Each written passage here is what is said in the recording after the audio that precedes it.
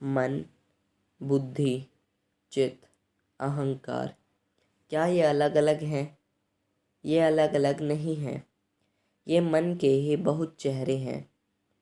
जैसे कोई हमसे पूछे कि बाप अलग है, बेटा अलग है, पति अलग है, तो हम कहें कि नहीं, वह आदमी तो एक ही है, लेकिन किसी के सामने वह बाप है, और किसी के सामने वह बेटा है, और किसी के सामने वह पति है, और किसी के सामने वह मित्र है, और किसी के सामने वह शत्रु है, और किसी के सामने सुंदर है, और किसी के सामने असुंदर है, और किसी के सामने मालिक है, और किसी के सामने नौकर है। वह आदमी एक है। और अगर हम उस घर में न गए हों और हमें कभी कोई आकर खबर दे कि आज मालिक मिल गया था, और कभी कोई आकर खबर दे कि आज नौकर मिल गया था, और कभी कोई आकर कहे कि आज पिता से मुलाकात हुई थी, और कोई आकर कहे कि आज घर में पति बैठे हुए थे, तो हम शायद सोचें कि बहुत लोग इस घर में रहते हैं, कोई मालिक, कोई पिता, कोई पति। हमारा मन बहुत तरह से व्यवहार करता है। हमारा मन जब अकड़ जाता है और कहता है मैं ही सब कुछ हूँ और कोई कुछ नहीं, तब वह अहंकार की तरह प्रतीत होता है। वह मन का एक ढंग है, वह मन के व्यवहार का एक रूप है। तब वह अहंकार, जब वह कहता है मैं ही सब कुछ, जब मन घोषणा करता है कि मेरे सामने और कोई कुछ नहीं, तब मन अहंकार है। जब मन विचार करता है, सोचता है, तब वह बुद्धि है। और जब मन न सोचता न विचार करता, सिर्फ तरंगों में बहा चला जाता है, अनडायरेक्टेड। जब मन डायरेक्ट ज्ञान लेकर सोचता है, एक वैज्ञानिक बैठा हुआ है प्रयोगशाला में और सोच रहा है कि अणु का विस्फोट कैसे हो, डायरेक्टेड थिंकिंग, तब मन बुद्धि है।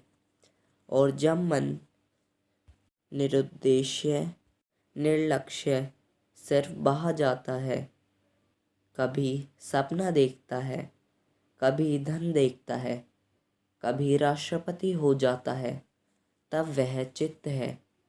और जब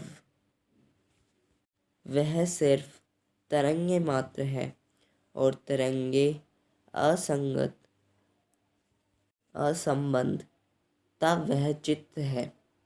और जब वह अनु सुनिश्चित एक मार्ग पर बहता है, तब वह बुद्धि है।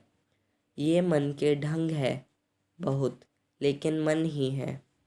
और वे पूछते हैं कि ये मन, बुद्धि, अहंकार, चित्त और आत्मा अलग है या एक है। सागर में तूफान आ जाए तो तूफान और सागर एक होते हैं या अलग? विशुद्ध तब जब हो जाते हैं। सागर तो हम कहते हैं तूफान है। आत्मा जब विशुद्ध हो जाती है तो हम कहते हैं मन है। और मन जब शांत हो जाता है तो हम कहते हैं आत्मा है। मन जो है वह आत्मा की विशुद्ध अवस्था है, और आत्मा जो है वह मन की शांत अवस्था है। ऐसा समझें, चेतना जब हमारे भीतर विशुद्ध है, विस्तृत है, तूफान से धीरी है। जब हम इसे मन कहते हैं, इसलिए जब तक आपको मन का पता चलता है तब तक आत्मा का पता नहीं चलेगा, और इसलिए ध्यान में मन खो जाता है। खो जाता है इसका मतलब वे लहरें उठ रही हैं, आत्मा पर सो जाती हैं, वापस शांत हो जाती हैं। तब आपको पता चलता है कि मैं आत्मा हूँ। जब तक विशुद्ध है तब तक पता चलता है कि मन है। विशुद्ध मन बहुत रूपों से प्रकट होता है, कभी अहंकार की तरह, कभी बुद्धि की तरह, कभी चित्त की तरह, ये विशुद्ध मन के अनेक चेहरे हैं। आत्मा और मन अलग नहीं, आत्मा और शरीर भी अलग नहीं, क्योंकि तत्व तो एक है और उस एक के सारे रूपांतरण है। और उस एक को जान ले तो फिर कोई झगड़ा नहीं है, शरीर से भी नहीं, मन से भी नहीं। उस एक को एक बार पहचान ले तो फिर वही है, फिर रावण भी वही है, फिर राम भी वही है। फिर ऐसा नहीं है कि राम को नमस्कार कराएंगे और रावण को जला आएंगे, ऐसा नहीं। फिर नमस्कार दोनों को ही कराएंगे या दोनों को ही जलाएंगे, क्योंकि दोनों ही वही है। एक है तत्व, अनंत है अभिव्यक्तियाँ, एक है सत्य, अनेक है रूप, एक है अस्तित्व, बहुत है उसके चेहरे, मुद्राएं। लेकिन इसे फिलॉसफी की तरह समझेंगे तो नहीं समझ में आ सकेगा। इसे अनुभव की तरह समझेंगे तो समझ में आ सकता है।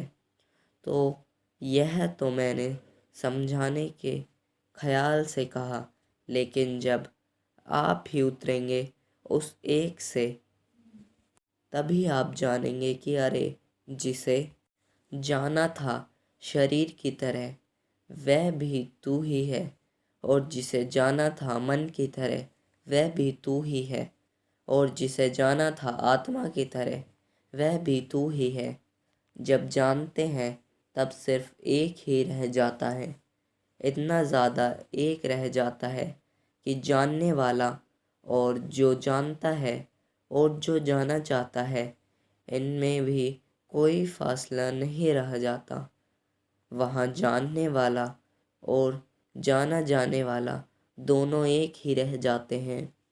उपनिषद का एक ऋषि पूछता है, कौन है वह जानता, कौन है वहाँ जो जाना जाता, किसने वहाँ देखा, कौन है जो वहाँ देखा गया, कौन था जिसने अनुभव किया, कौन था जिसका अनुभव हुआ।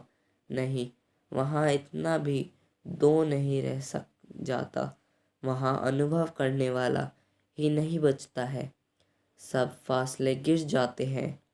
लेकिन विचार तो फासले बनाए बिना चल नहीं सकता।